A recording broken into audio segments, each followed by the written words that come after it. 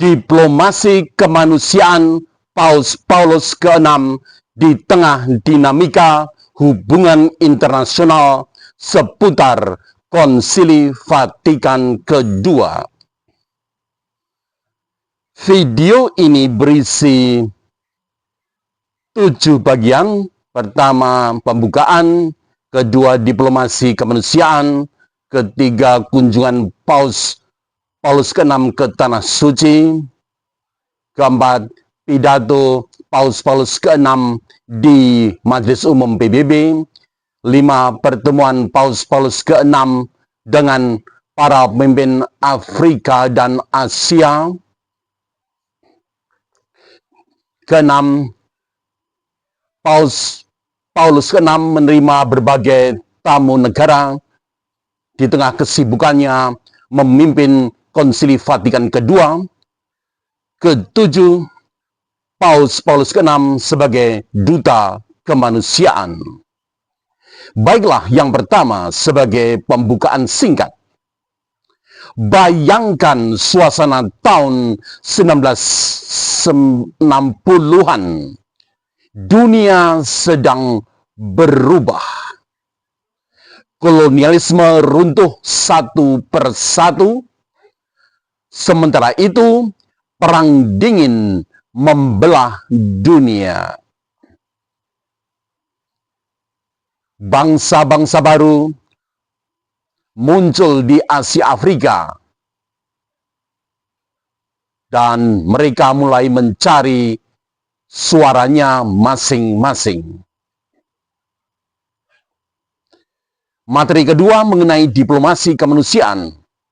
Di tengah pusaran hubungan internasional tahun 1960-an itu, berdirilah Paus Paulus ke-6, sosok yang disebut banyak orang sebagai diplomat kemanusiaan.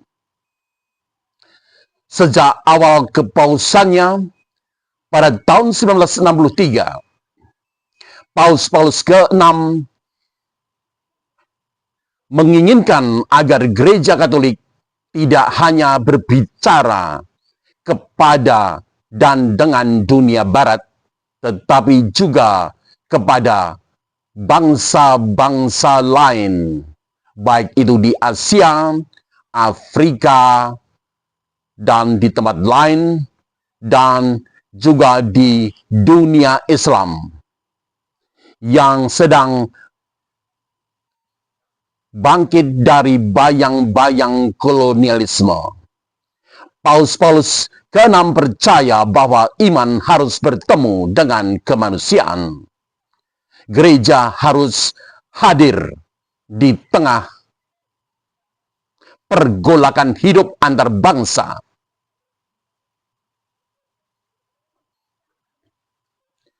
Materi berikutnya, ziarah Paulus ke-6 ke Tanah Suci.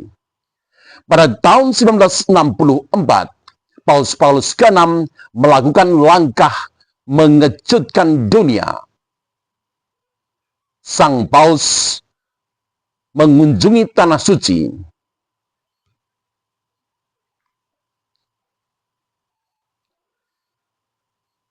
Ini merupakan Paus pertama yang melakukannya dalam 2000 tahun. Di Yerusalem, ia berjumpa dengan Patriark Athenagoras dari Gereja Ortodoks Konstantinopel. Sebuah pertemuan yang sangat bersejarah, mengakhiri ratusan tahun jarak dan perpisahan antara gereja timur dan gereja barat.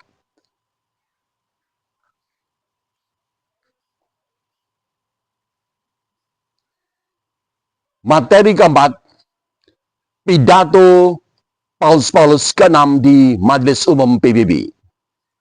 Setahun kemudian, tahun 1965, Paus Paulus ke-6 kembali mencatat sejarah.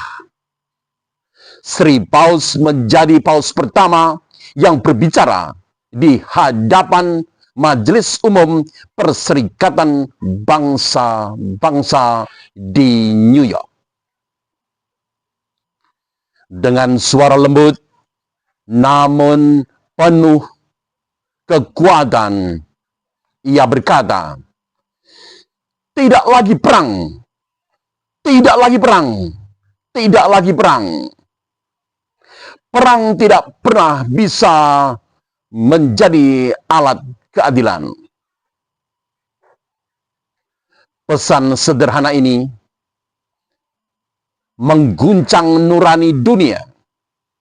Sebuah diplomasi moral yang menembus batas politik dan ideologi.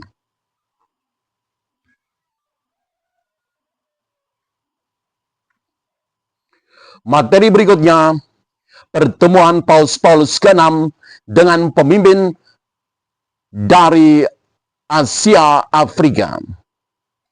Dalam semangat yang sama, Paus Paulus ke-6 menerima banyak kepala negara dari Asia dan Afrika di tengah kesibukan beliau memimpin Konsili Vatikan kedua.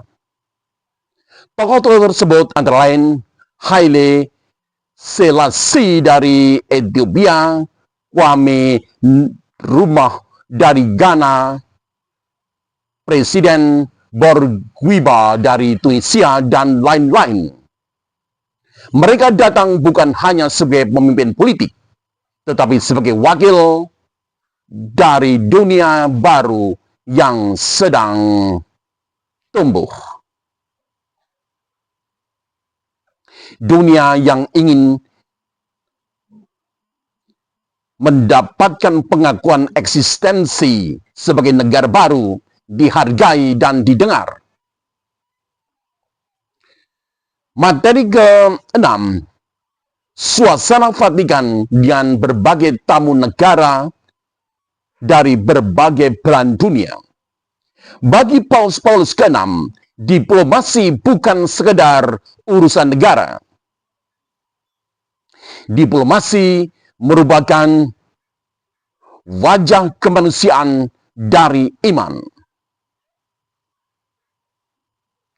Paus Paulus ke-6 berusaha menjembatani bangsa-bangsa yang terpecah-pecah. Membangun jembatan antara keyakinan dan meneguhkan martabat manusia.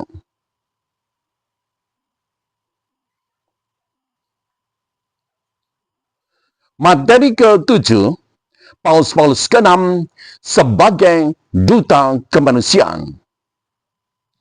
Dalam dunia yang saat itu dikuasai ketegangan ideologi, Paulus ke-6 menunjukkan bahwa kekuatan terbesar bukanlah senjata atau ekonomi, melainkan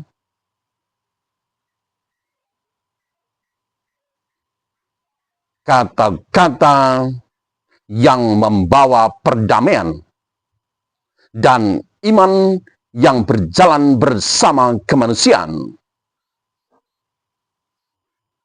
Beliau tidak hanya menjadi paus bagi gereja Katolik, tetapi beliau juga berperan sebagai duta bagi nurani umat manusia. Sebagai penutup, diplomasi kemanusiaan Paus Paulus ke-6 merupakan suara moral di tengah dunia yang terpecah belah. Channel Inspirasi Paus Leo ini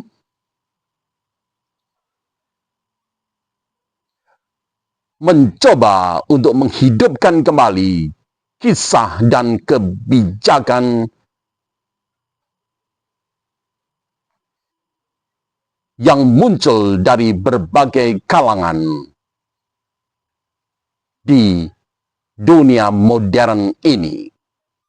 Subscribe, share, dan bunyikan lonceng notifikasi. Terima kasih. Sampai jumpa kembali di video-video berikutnya. Salam sehat.